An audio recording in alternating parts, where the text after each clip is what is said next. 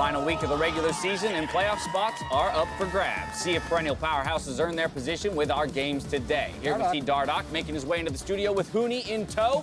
Big test for them today against Team Liquid. Smithy and Pobelter getting ready in their ready room. Another shot of Pobelter here, looking pretty relaxed before his game today. Just checking out the peripherals, getting some last-minute prep. Of course, stage ready, camera ready. Makeup is important for these guys to look clean. Especially if they, we got to check that hair. Hey, I know that life. I know the hair life. Hey. Oh, a little bit of a look into Pobelter's morning routine. It's got to have the mind sharp, too. Yeah. 200 IQ, man. You got to feed that brain, and then, of course, you got to feed yourself. A nice, healthy, fruit-filled breakfast for Pobelter. And these aren't at the studio anymore. Absolutely not. Oh, and a shot of him on his way home at the end of the day. And, we got caught. We got abort. Abort. I mean, I'm glad we're so thorough. Yeah, you just want to know every single pregame ritual a player could ever have. We've really stepped up our investigative game here on the NA LCS. Hello, everyone, and welcome to the NA LCS Countdown, where for 30 minutes we teach you how to fold a sheet of paper and go over some of the surprises from the split until the timer reaches 0 and we jump into Champions Select. Time to see what teams have to face today in our schedule, presented by Jersey Mike Subs. First up, Echo Fox hope to secure their position in the top 6 versus Team Liquid. Then 100 Thieves aim to do the same against Cloud9, with Optic and TSM fighting for 6th place in Game 3, where Captain Flowers will be hitting up the NA LCS Lounge with a Narrow and Prawley on Riot Games 2. If you're looking for a sub above during our games, visit jerseymikes.com, where using the promo code JMNALCS pairs your meal with in-game content like skins or Hex Tech chests. Now, if we look at how the teams are ranked, plenty can still fluctuate within the teams fighting for a spot in playoffs. Currently, only Team Liquid and 100 Thieves have a place in the postseason, with their positions among the top 6 still in flux, while Cloud9, Echo Fox, FlyQuest, TSM, and Optic all fight for their chance to compete in Oakland with our games today. Yeah, and it's just crazy how much is still on the line, Dash. The fact that the 3rd-seeded team could still miss the playoffs entirely. We have a 43% chance of having 3 or more tiebreaker games. It's crazy. It's absolutely nuts. You just got to make sure you keep on your dailies, get the Azurite to level up your artifact level, and make sure you have... Hello. Oh, yeah. The grind's got to be on pause for about 5 hours. Tough to turn down. It's about 5 hours, man. That's all I scratch that itch. Really glad to have you on the desk with me, Mark. I'm here to help. Oh, my goodness. His mind is poisoned. Anyway, no. With the potential of tiebreakers looming, we called upon the innovations of our stats team to bring back one of the most beloved end-of-split traditions, the official NA LCS Foldy Sheet, TM. But we're stepping it up this split thanks to cutting-edge advances in NA LCS technology. We are now bringing you the Foldy Sheet in augmented reality. This is way better than the EU Foldy Sheet, I must say, because it's 8 games worth of folds instead of just 5. It's also 2 stories. All the way to the floor, That's ladies and gentlemen. A 40-foot Foldy Sheet. That's a very big Foldy Sheet, and you at home can play along with us. Head over to @LOL Esports' Twitter page and download your very own Foldy Sheet. Then, as we move through the schedule, simply fold and fold and fold and fold your sheet to see what scenarios are still left in play. Let's take a look who's winning the NALCS, boys. I mean, they're just folding up constantly. Yeah, but according to this, TSM does not make playoffs. Yeah. And we get a 3-way tie for first in that one. All right, well, that's just one of the many possibilities we have. In the event, though, that the folds show we have 3 or more tiebreakers, we will be adding a tiebreaker show day on Monday to give players and teams the necessary time to prep and battle for their spots in playoffs. Yeah, I mean, we saw EU, I think, officially has an extra day as well. We'll see if we match them. Well, also, EU solves 3-way ties differently than NA solves 3-way ties based on the rule book. But if anyone really cares about that, they can go to lolesports, go to the About, look at the rules like I was doing before the show and figure it out, because it's actually really complicated. Yeah, it's very complicated. Taking a look, though, we did kind of break down the probability of the different tiebreaker scenarios. Yeah. Of 0 to 2, there's a 56.64% chance of that many tiebreaker games versus 3 plus being 43.36. Of course, that's weighting each match as a 50-50. Yeah, no bye is secured yet.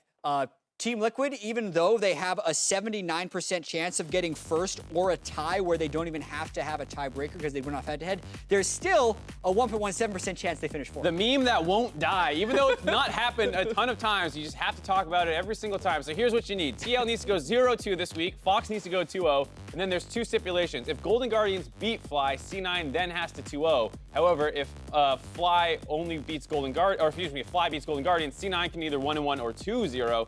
100 Thieves still has to be Optic, and that will then force Team Liquid to lose all their tiebreaker games, and that is exactly how you get 4th place team wins. So there's still a chance. Yeah, but Tell me there's a chance. pull up your actual foldy sheet. Yeah, All right, we just want to, we're going to show you guys because we all have our foldy sheets. Maybe a little bit more We'll break through this all with After you guys. one game, this is going to be half the size. That's a good point. That's Every what I'm saying. game, Yeah. half the size of the foldy sheet. If this seems daunting to you, don't worry. We're going to do it with you. walk At you the through end it of every every step of game, the we'll way. walk you through it. It's real simple. We've had years of practice folding these sheets, so Like one I'm split. confident. Mark's had one So split. the challenge to everyone online, if you've gone to lolesports and looked at the foldy sheet, is like tell us which scenario you think is going to happen because there's 256 ones. The reason there's only Exactly. 8 games on this is 2 of the games don't actually matter as far as playoff scenarios Right. go. It's sealed Otherwise, it'd be a much bigger sheet. Clutch and Golden Guardians. Otherwise, it would actually be 4 times as big just adding 2 games. So we of course do want to hear from you, but I also want to hear from the two of you. I have asked you guys to pick the scenario of these 256 that you think we will end the summer split with. So first up, Mark, what's your pick? I'm going with line 220. 220? So if you look at really? Let me flip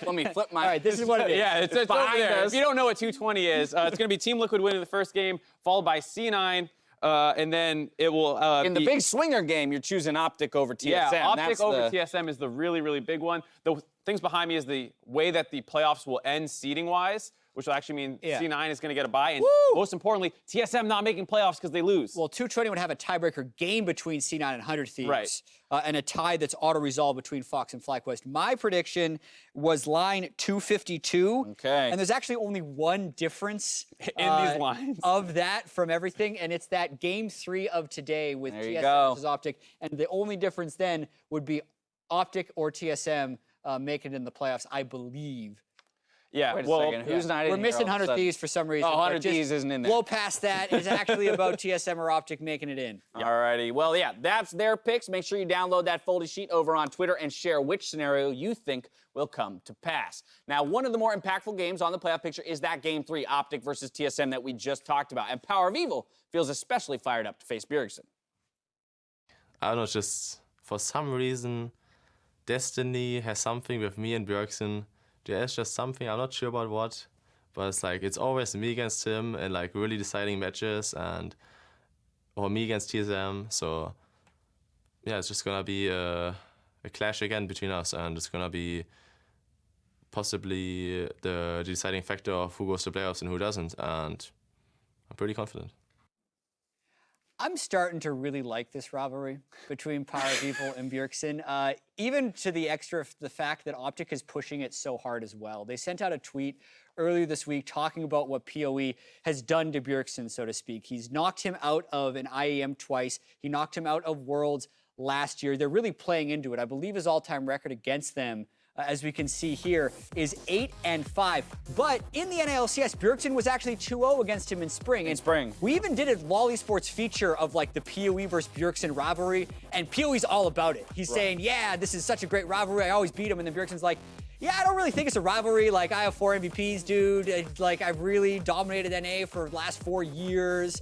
But at the same time, if PoE keeps beating him, he's not going to make this go away. And I actually like it too, because it's making Bjergsen battle on 2 fronts, because everyone's building this narrative that he just doesn't think is real, in a sense, where he's like, it's not a big rivalry. And he's talking about that instead of maybe being 100% focused on the game. So maybe a little bit of extra psychological warfare going for the out of game. Absolutely. It's drawing a little focus away from the fact of the big picture, which is just that you're fighting for playoffs here. It's less about this individual matchup in the mid lane, but that can definitely plague a player's mind. Yeah, and I think that's the big part about this is probably the most important game that these guys are going to play maybe the whole year for them, because TSM has always made Worlds. If they don't qualify for playoffs here, this will result in a situation where it's almost impossible for TSM to go. And there's only 16 scenarios where Optic will beat TSM, and then TSM will then make playoffs. Yeah, which and that's of the 256. Right, so that's a pretty small number if they lose this game, and that is including the 3- and 4-way ties that they'll have to win. So there's 52 scenarios where if TSM beats Optic, they will make it,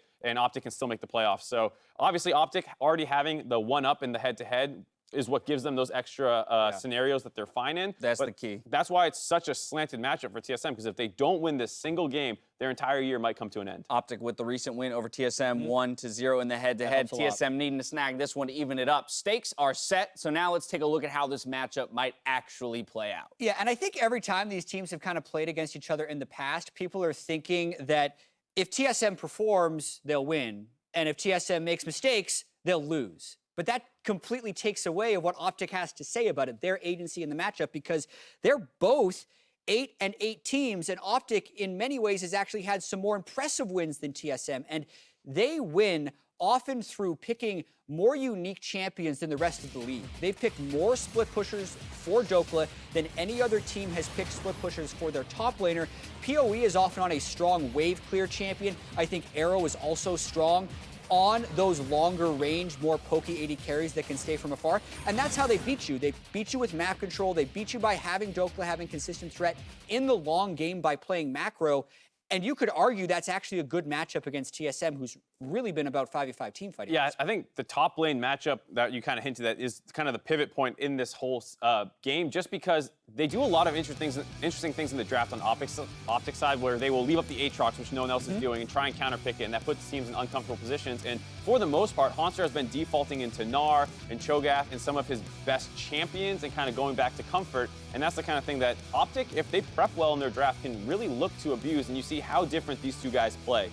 Yeah, you can see Dokla's KDA is very low. That's because he's actually not team fighting often, and you do die when you're setting up these split pushes. But you see the big difference in the turret damage per game. 6.4 thousand damage to turrets per game, almost triple of what Haunter has, who is frequently grouping to team fight on something like Cho'Gath, and even on something like Gnar, which many teams use as a split pusher. Right. TSM has more used as a team fighter. Well, so there you have it. A lot of focus on the top lane matchup for that third game of the day. It comes smack dab in the middle of the day, so I want to get your win conditions, though, regardless. Of course, Jat, you have elected for TSM to win the Scenario game based on your 252. prediction. So you have to give me Optic's win conditions. Of course. So I think what Optic wants to do is they secure strong wave clear in the mid and the bottom lane. They pick a stronger split pushing champion. They have blue side, so they won't always have counter picks. Sometimes that has to be a power pick. And because of that, you then split the map to your top side. You shove top, you move your wards there, you start your jungle on that side, you try and jungle on the other side. That's what a lot of teams do when they're trying to secure a strong split push, and that's what Optic needs to do. All right, and then, of course, inversely, Mark, you elected for TSM to win, or for Optic to win the game, so you have to give me TSM's win conditions. So first, I want a strong 5v5 team comp, maybe 4v4, depending on how much the split push game works out. But there's almost no way that this is a slow game, or fast game. Both these teams are very slow. Excuse me. A lot of base races and 20 backdoors breaking out. So make sure you have the better 5v5 comp to play around the objectives, and then camp top lane, because we saw, even though Dokla did get the GP or the Yorick against the GP, once he got camped and kind of shut down, he lost complete split push pressure. So you can attack that strategy early and often and not give him the chance to really ramp up on the split push. That's interesting. The second part of both your win conditions kind of, implies that there will be conflict in the top lane if they are followed 1-to-1. We'll see that matchup, or rather how that matchup pans out later in the day. Thank you for your help, Mark. I did. But now we're stepping away. When we return, we'll break down game one and look at some of the surprises of the split so far. All that and some more after the break.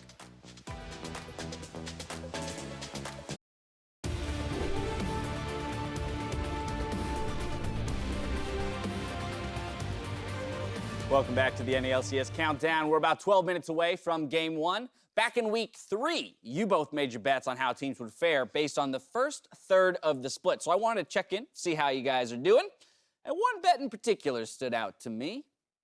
All right, well, then for our final over-under, we're going to jump to the bottom of the standings. We find Cloud9. I'm putting the line at 9.5 wins. What do you guys think? Can they do it?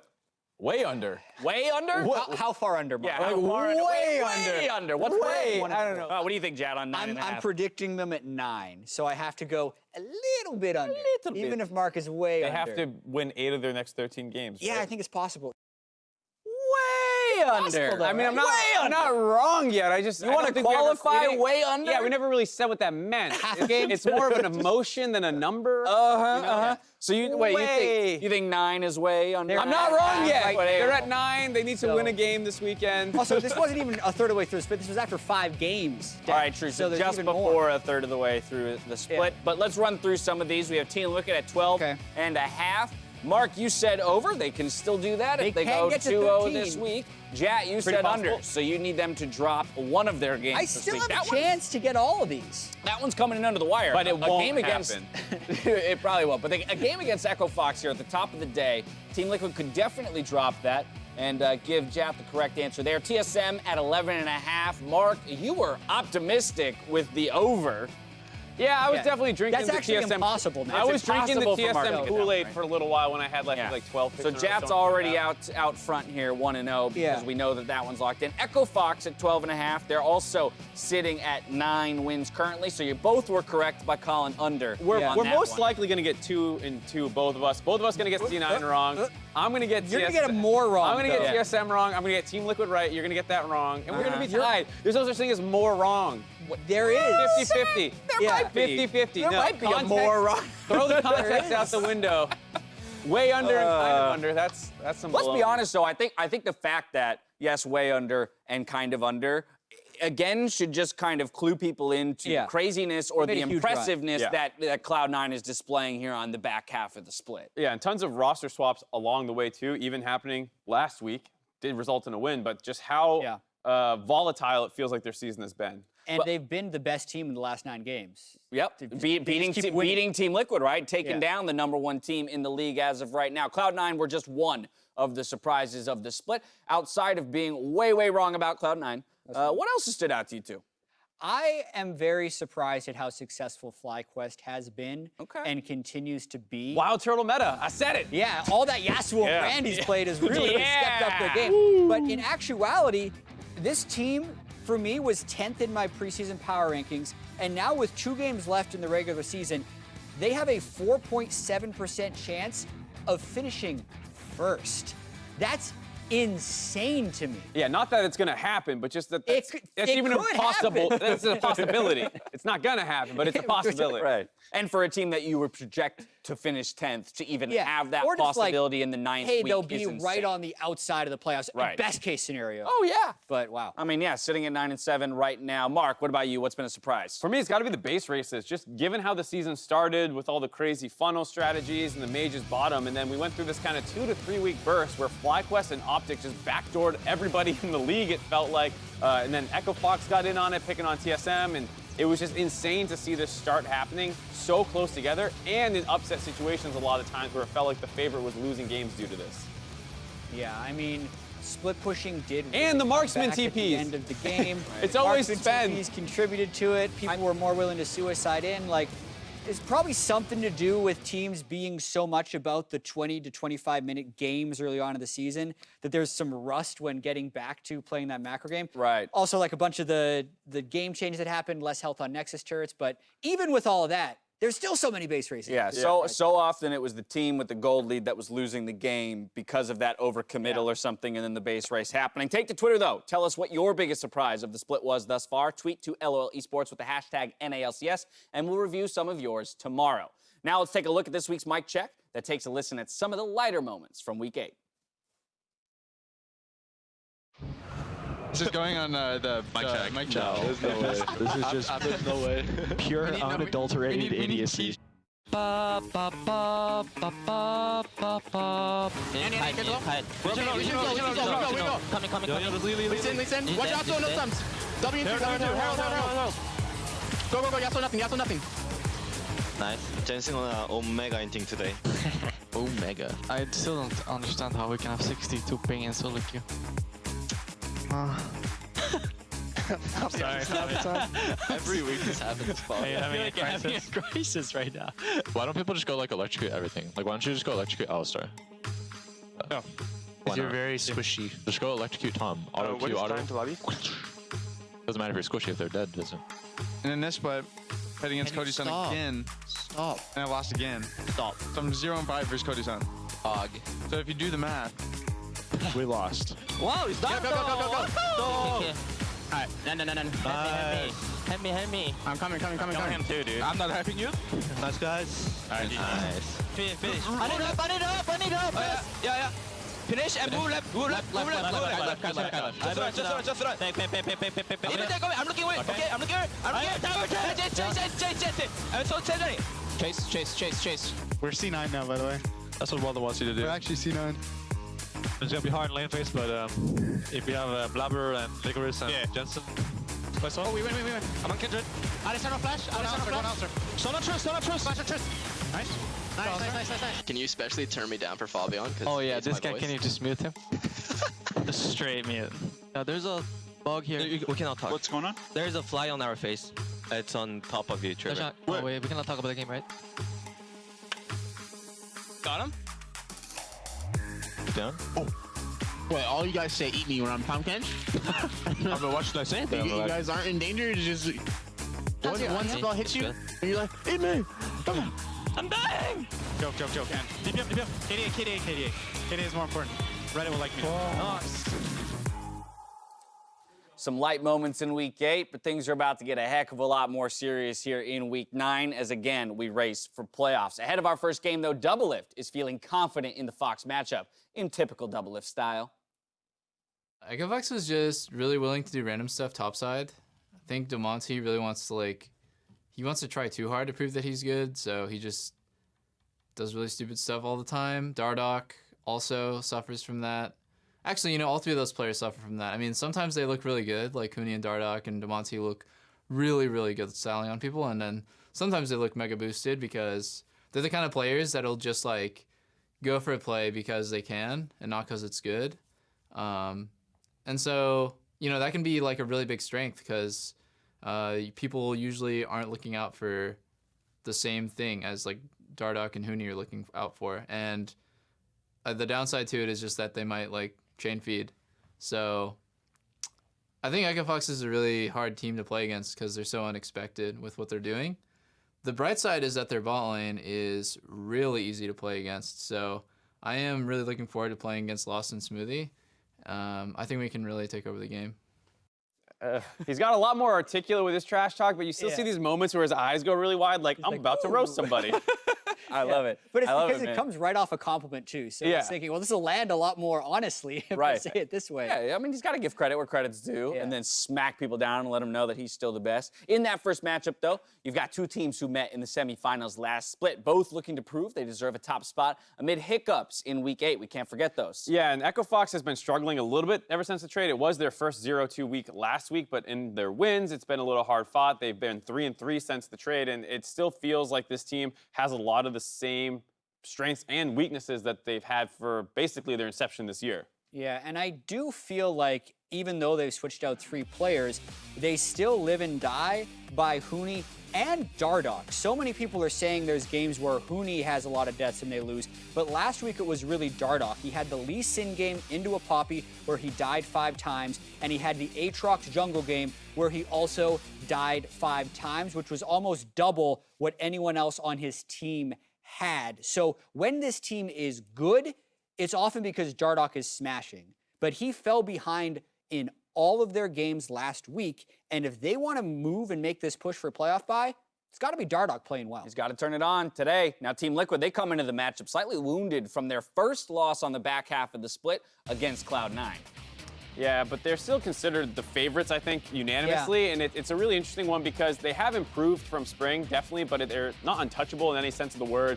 And they're definitely not the most dominant first-place unanimous team we've ever seen. And that's really why it feels so strange that they're not like the 17-1 Immortals or the TSMs and C9s of old. And last split, they actually surged to get into 4th and then crushed through the playoffs. So they would hope that they are in a better position this split. Obviously, going into the last week, 79% chance to either get first or be tied with a team and get a head-to-head tiebreaker to give them first. So they're most likely getting that playoff bye and most likely being... Is that a foldy sheet? No, that was your shirt. That was your Jada's right shirt. It's still sitting under the desk. We don't ever clean the desk. We're going to pull that back up. After we're done with You want to pull this up? Yeah. All right, here we go. We can use this after all of my week Well, but one I also predictions. wrote on it. I don't know if you remember, because Jad was right, but Mark was righter. It's going to have to be flipped We'll around, see about maybe. the predictions after that. I've been keeping... I don't know why it's We don't still under clean. the desk. We don't clean. Everything just goes under the desk. I picked it accidentally, so we're going to put this back under the desk where it will stay probably for another year until we find another time when I was I don't know. All right, well, we've only got 1:30 left, so let me get you guys the win conditions for this first game of the day. Mark, you're going to take Echofox. Yeah, copy C9. That looked like a real good game plan where they just go 7-0 in the first 7 minutes. Well, the strategy of getting a lot of aggressive picks around the mid and jungle and hard camping Pobelter is the strategy I'm going for. It's very tempting to say play to Huni and try and abuse Impact, who sometimes can fall behind in some of the matchups. That usually doesn't result in wins. And what I like about the C9 strategy is you get to contain Doublelift without confronting him. He can go in the bot lane, but if his mid lane gets completely blown open, he can't pressure as hard as he wants because the roams and collapses can come down, and you're not so far away that you're all the way up in the top side. So I actually do like this strategy, if you can execute it, of punishing Pobelter explicitly. How does TL stay #1? I think a lot of it has to do with shutting down Dardoch. They don't have first pick because they're red side, so you either pick Lee Sin into Kindred or you ban Kindred and try and get a later counter pick. Oftentimes, Echo Fox waits till the second phase to pick their jungler, and you can exploit that. All right, there you have it. Win conditions for Game 1 of the day. With that, we're going to toss it out to the casters to get us into the games.